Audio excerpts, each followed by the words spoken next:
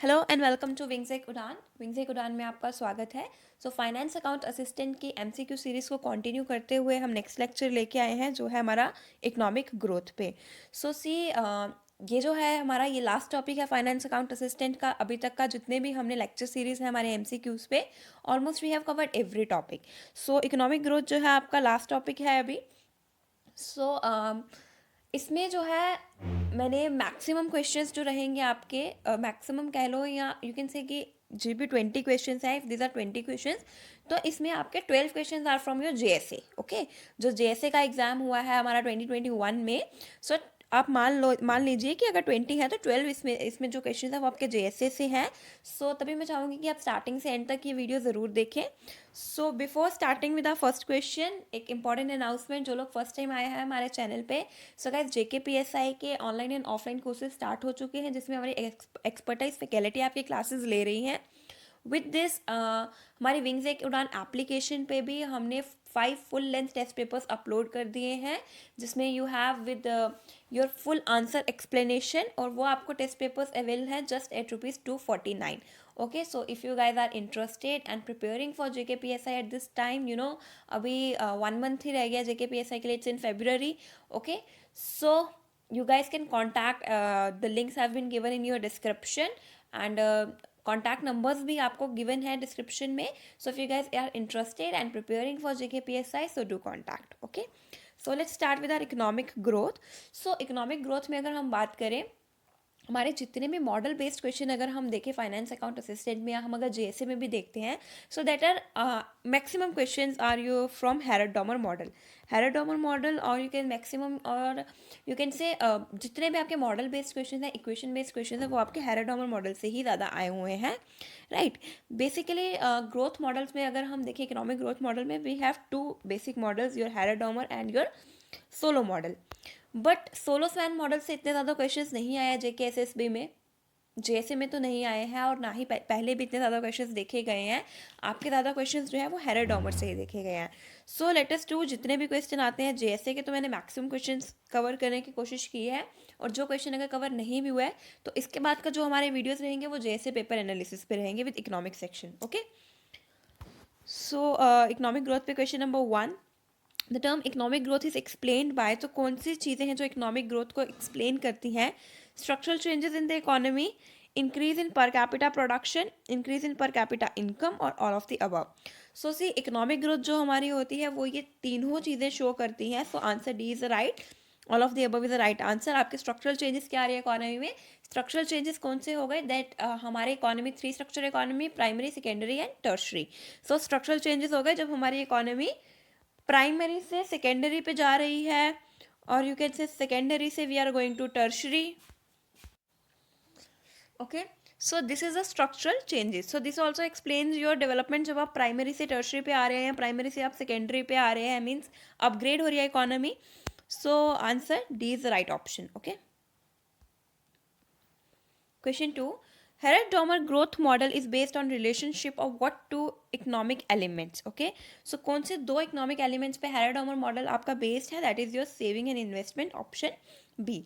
Basically Harrod Domar model का अगर हम इक्वेशन देखें तो हेरोडोमर मॉडल का इक्वेशन क्या आता है? दैट ग्रोथ जो रहेगा, if you take it as growth, is your ratio between the saving rate and capital output ratio. Capital output ratio के बीच में जो आपका ग्रोथ रहेगा, growth is your saving rate, economy में कितना परसेंट सेव हो रहा है, कितना सेविंग रेट है, divided by your capital output ratio. Okay, and capital output ratio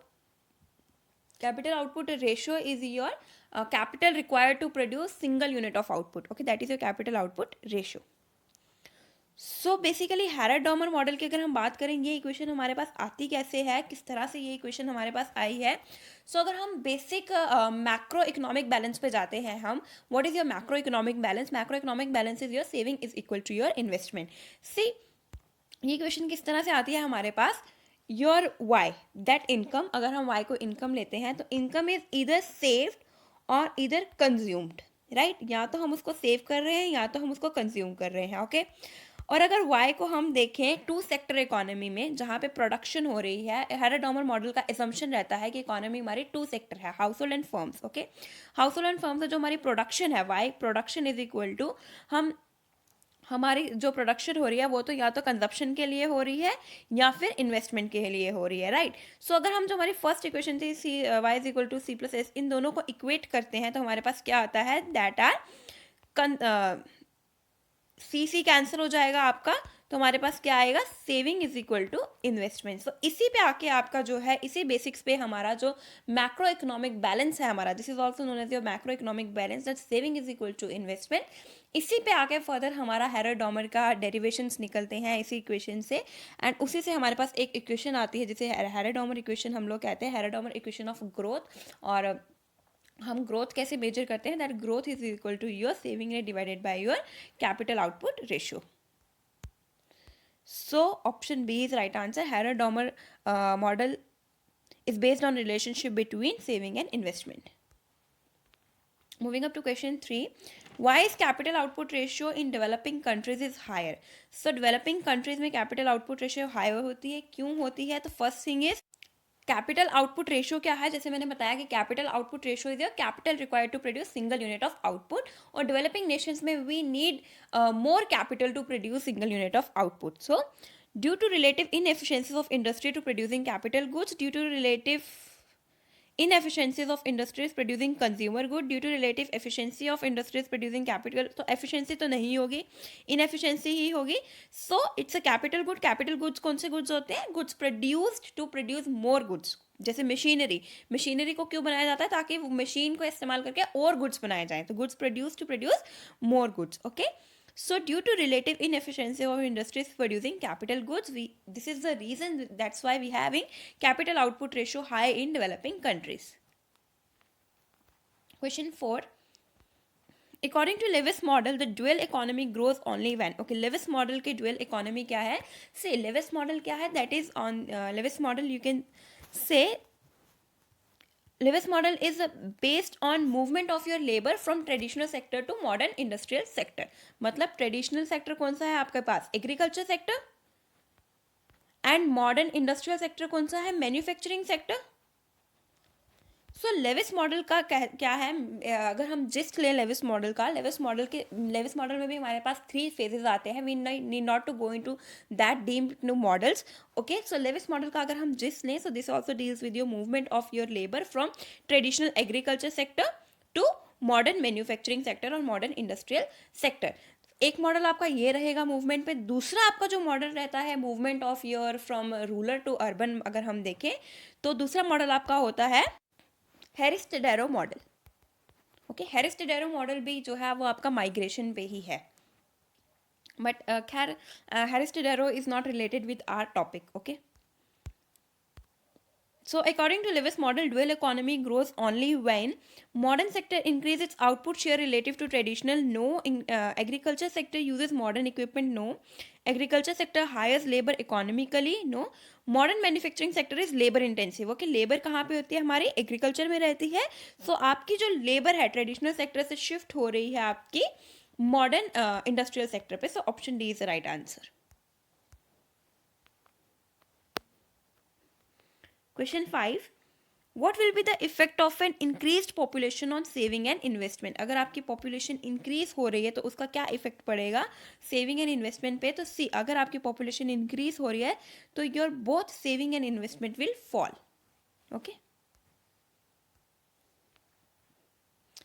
The Harrod-Domer growth model suggests that growth is, okay, Harrod-Domer growth model क्या कहता है कि growth is directly related to saving and capital output ratio, directly related to capital output ratio and inversely related to savings, indirectly related to savings and capital output ratio, directly related to saving and inversely related to capital output ratio। so see जब मैंने आपको बताया था basic equation Harrod Domar model की, that this is our growth, so growth is equal to your saving divided by capital output ratio. So it is if saving will increase growth will increase, अगर capital output ratio increase हुआ तो ये will decrease होगा।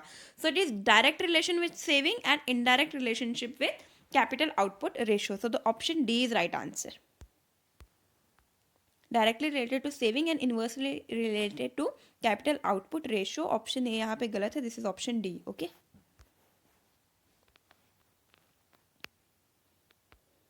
Question number 7,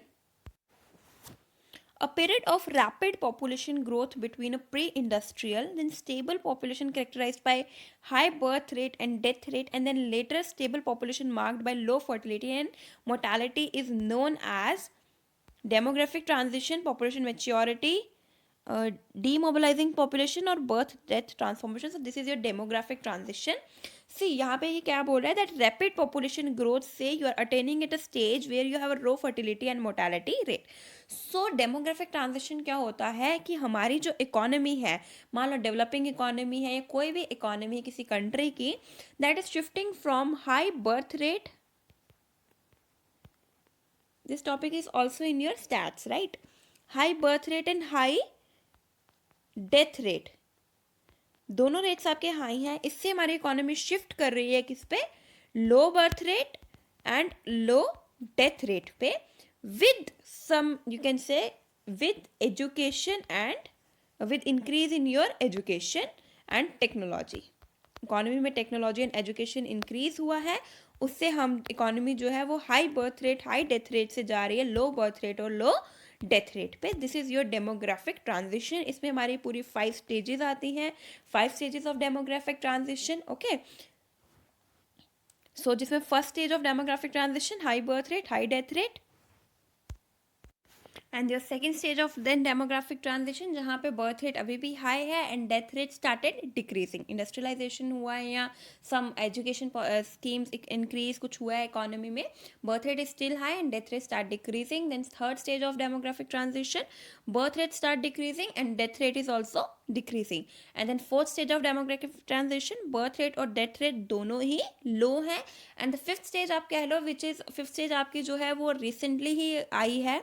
okay, तो fifth stage आपकी recently add हुई है demographic transition में. Fifth stage is that you have declining stage, population growth बहुत ही लो हो गया है, that you have very low birth rate and death rate. If you take up example of your fifth stage, so Germany and Hungary are in your fifth stage of demographic transition. They are having very low birth rate and death rate. So this is demographic transition. Okay.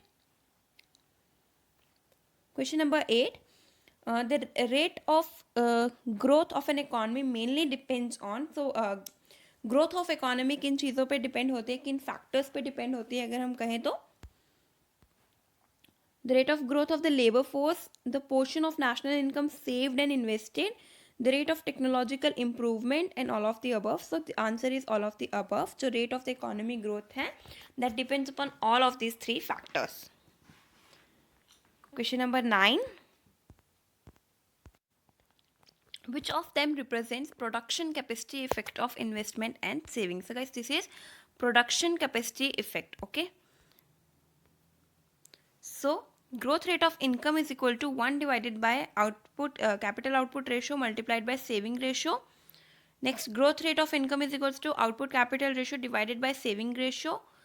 Growth rate of income is equal to saving ratio multiplied by output capital ratio, and the last one is growth rate of income is equal to saving ratio divided by output capital ratio. So the right answer is option C, that your growth rate of income is equal to your saving into your output capital ratio.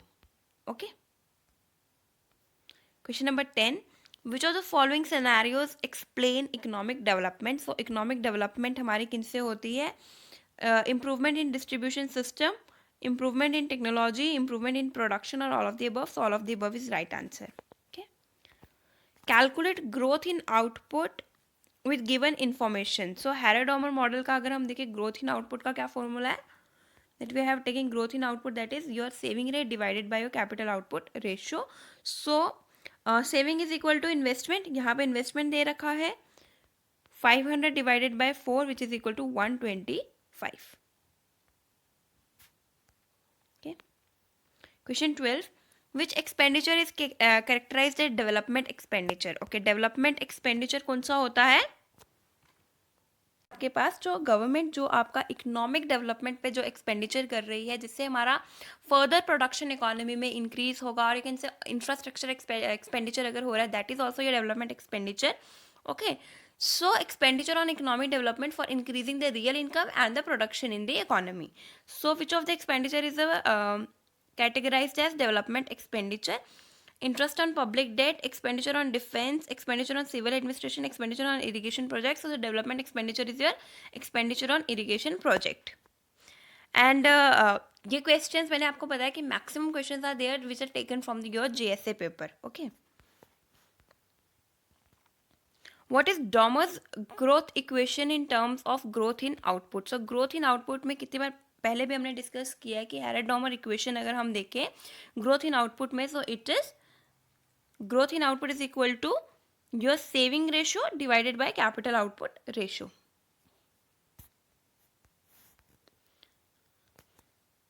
When large number of workers get unemployed due to automation of industrial process, the phenomena is called as your cyclical unemployment, disguised unemployment, structural unemployment, or seasonal unemployment. Okay, so what is cyclical unemployment? So cyclical unemployment आपकी वो unemployment होती है जो आपके पास आ रही है due to ups and downs in economy में कुछ अप डाउन हो रहे हैं. जैसे if you say about the कोविड-19 nowadays many people get unemployed, so that can be considered as your cyclical unemployment. Economy up down से आपकी unemployment arise हो रही है. Next is your disguised unemployment. Is basically जहाँ पे labour काम तो कर रही है बट उसका जो मार्जिनल प्रोडक्ट है that is equal to zero. Like they are working but उनका कोई आउटपुट नहीं आ रहा है. इफ इसे अ पीस ऑफ लैंड है यहाँ पे जहाँ पे we need to work only like 5 ही लोगों का काम है बट वहाँ पे काम 7 लोग कर रहे हैं, तो जो 2 लोग हैं वो एक्स्ट्रा है वहाँ पे, उनका कोई आउटपुट जो उनका मार्जिनल आउटपुट आ रहा है that is zero. That is your disguised unemployment. And structural unemployment that arises due to your structural changes in the economy. Okay, and seasonal unemployment हम agriculture में देख लें तो there is a seasonal unemployment that one season people are earning good and another season they are not earning good. So when large number of workers get unemployed due to automation of industrial process, so this is your structural unemployment. Okay, choose Harrod's first equation of growth. So again Harrod's का first equation भी Domar's का same रहेगा, that is growth rate of output is equal to your saving rate divided by capital output ratio. So हम देख सकते हैं कि ये इक्वेशन डबल टाइम रिपीट हुआ है वैसे तो, बट फिर भी आपका जो हैरड डॉमर मॉडल है हम इसको कहते हैं Harrod Domar model. This is not one model. Harrod's model is different, Domar's model is different. Harrod model 1930s में आया था, डॉमर्स मॉडल 1940s में आया था. There is a difference of 1 decade between this two models. Okay, so this both models are different. इनका assumptions जो था वो सेम था एंड कंक्लूजन्स जो आए हैं वो भी सेम आए हैं. That's why we say it as a Harrod Domar model. We study it all together. Okay, so इसका भी क्वेश्चन 15 का भी जो आंसर रहेगा that is your part B. Growth rate of output in a period is equal to saving rate in a country divided by capital output ratio of the country. Okay, highest attainable growth rate which would bring about the fullest possible employment of resources existing in the economy is called your natural rate of growth. So natural rate of growth कौन सा होता है? Option C is the right answer. Natural rate of growth कौन सा होता है? जहाँ पे इकोनॉमी के सारे रिसोर्सेज जो है वो फुल्ली एम्प्लॉयड है और यू कैन से economy is at a full employment. That जब वहाँ पे आपका जो ग्रोथ रेट आता है that is your natural rate of growth. Okay, next is what is the अगर हम इसके ऑप्शंस देखें तो हमारे पास पहला ऑप्शन है golden rate of growth. Golden rate of growth कौन सा होता है? गोल्डन रेट ऑफ ग्रोथ हमारा अटेन होता है हमारा सोलो स्वैन मॉडल में. सोलो स्वैन मॉडल में वी हैव हम वहाँ पे अटेन करते हैं हमारा गोल्डन रेट ऑफ ग्रोथ जहाँ पे सेविंग्स जो है वो मैक्सिमाइज है और steady state level of growth of consumption पे है. There the rate at which your savings are maximise steady state growth of consumption. Okay, next is warranted rate of growth. Warranted rate of growth is the rate जहाँ पे आपकी जितनी भी savings है वो investment में बदल चुकी हैं. I can say that the rate at which all savings are absorbed into investment that is your warranted rate of growth. And dynamic rate of growth which we are receiving because of your you can say dynamic investments. आपने जगह जगह पे investment कर रखे हैं. Dynamic investments है अगर हम बात करें तो शेयर मार्केट की बात करें तो we have invested in equities, debentures, different types of portfolios investment have we have dynamic rate of growth at that time. Okay, disguised unemployment exists primarily in the dash sector in our country. So it is most of the time it's exists in agriculture sector of our country. Okay, the primary sector. And what is disguised unemployment? That is zero marginal productivity of labor. Question 18. Which kind of following models make assumption of constant saving income ratio? So constant saving income ratio का जो assumption है वो हमारे पास हेराडोमर model में है. Okay, main to assumptions है. अगर we talk about the assumptions of Harrod Domar model, so we are having two main assumptions. One is your constant saving income ratio, and the second one is productive capacity is created by investment according to potential social average investment productivity. Okay, so income जो आपके determine की जाती है Harrod Domar model में, that is determine by the investment multiplier. जो हम investment कर रहे हैं इकोनॉमी में, उसके मल्टीप्लायर से आपकी जो इनकम डिटरमिन की जाती है. So here we take our saving income rate as constant. Saving income ratio constant रहता है. नेक्स्ट जो है हेरोडोमर मॉडल में गवर्नमेंट इंटरफेरेंस को नहीं अलो किया जाता. Like there is zero government interference in your Harrod Domar model. This is also one of the assumption. Moving up to next question 19. In the Solow model, if capital is in the steady state, then output will continue to grow. Option B is output is also in the steady state. Output will continue to grow, but its rate of growth will slow down. Output will decline, but the rate of growth will be positive. So in your Solow-Swan model, when your capital is in the steady state, then your output is also in a steady state. Okay. Question 20. Harrod argues that in an economy with constant capital-labor ratio, the dash can never be more than natural rate of growth of output. So natural rate of growth of output is your full employment. When you are at a full employment, that is your natural rate of growth of output. Warranted is your when saving is all the savings are absorbed into investment. Actual is what you are actually attaining with current savings. Actual savings what you are attaining. And sustainable rate of growth is that the maximum rate of a growth that company or social enterprise can sustain without having to finance. Okay, उनको extra equity और debt में कोई finance करने की ज़रूरत नहीं पड़ रही है. The rate of growth जितनी देर तक वो sustain कर सकते हैं. So Harrod argues that the economy with constant, हमारे पास capital labor ratio जो है वो constant है, and the rate can never be more than natural, so that is your actual. Option B is the right answer. Actual rate of growth which you are attaining with the actual saving, वो आपका कभी भी ज़्यादा नहीं हो सकता. Can never be more than your full employment. Full employment rate of growth, that is your natural rate of growth. Okay. So these are the 20 sets of questions on your economic growth.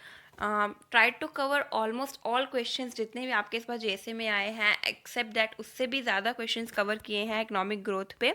जैसे कि हेरोडोमर से ही ज़्यादातर questions आते हैं आज तक जितने भी आए हैं हमें JKSSB में. स्टिल अगर कोई क्वेश्चन आपको लगता है कि मिस हुआ है या और होने चाहिए, तो we will be coming with now JSA paper analysis video. तो उसमें हम वो क्वेश्चंस और कवर कर लेंगे हमारे जो इकोनॉमिक ग्रोथ से रहेंगे. Okay, so thank you and stay tuned with wings एक उड़ान.